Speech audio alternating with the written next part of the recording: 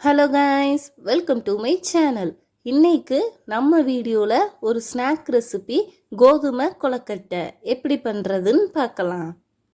வீடியோக்குள்ளே போகிறதுக்கு முன்னாடி இப்போ தான் நம்ம சேனலை ஃபஸ்ட் டைம் பார்க்குறீங்கன்னா மறக்காமல் சப்ஸ்கிரைப் பண்ணிக்கோங்க. அப்படியே பக்கத்தில் இருக்க பெல் ஐக்கானையும் கிளிக் பண்ணி ஆள் கொடுத்துக்கோங்க.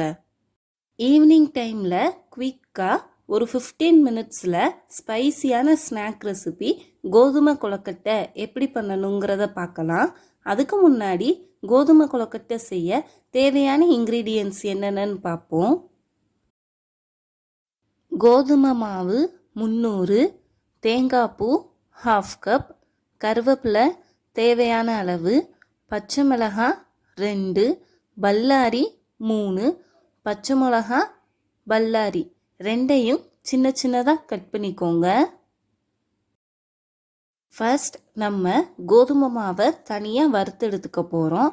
அதுக்கு ஒரு பேனில் ஆயில் எதுவும் சேர்க்காம லோ ஃப்ளேம்லையே கோதுமை மாவை வறுத்துக்கோங்க. 7 to 8 மினிட்ஸ் வறுத்தா போதும். கோதுமை மாவு ஸ்மெல் நல்லா வரணும். வறுத்த கோதுமை மாவை தனியாக ஒரு பெரிய பவுலில் ட்ரான்ஸ்ஃபர் பண்ணிக்கோங்க. அதே பேனில் 2 டேபிள் ஸ்பூன் எண்ணெய் ஆட் பண்ணிக்கோங்க. எண்ணெய் நல்லா சூடானதும் கடுகு, உளுத்தம்பருப்பு, கடலைப்பருப்பு 3ஐயும் பொரிச்சுக்க போகிறோம். கடலைப்பருப்பு, உளுத்தம்பருப்பு நல்லா பொரிஞ்சதும் கருவேப்பிலை ஆட் பண்ணிக்கோங்க. அடுத்ததாக நம்ம கட் பண்ணி வச்சுருக்கிற பல்லாரி சேர்த்து வதக்கிக்கோங்க.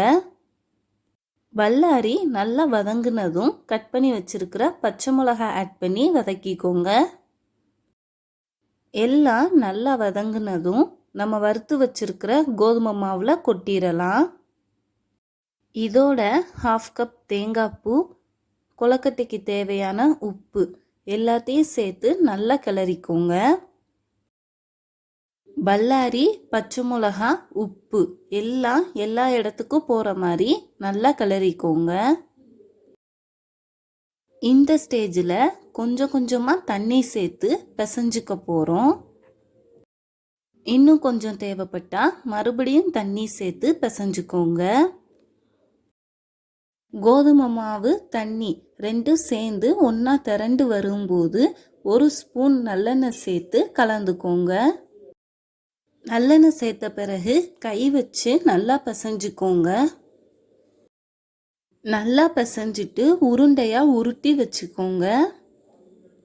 பிசைஞ்சு உருட்டும் போது மாவு கையில் ஒட்டுச்சுன்னா இன்னொரு ஸ்பூன் நல்லெண்ணெய் சேர்த்து பிசைஞ்சுக்கோங்க. நல்லா பிசைஞ்சு உருட்டி வச்சுக்கோங்க. கையில் எண்ணெய் தடவிட்டு ஒரு சின்ன உருண்டை எடுத்து அதை கொலக்கட்டை மாதிரி பிடிச்சிக்கோங்க. எண்ணெய் தடவுனாதான் கையில் ஒட்டாமல் கொலக்கட்டை வரும்.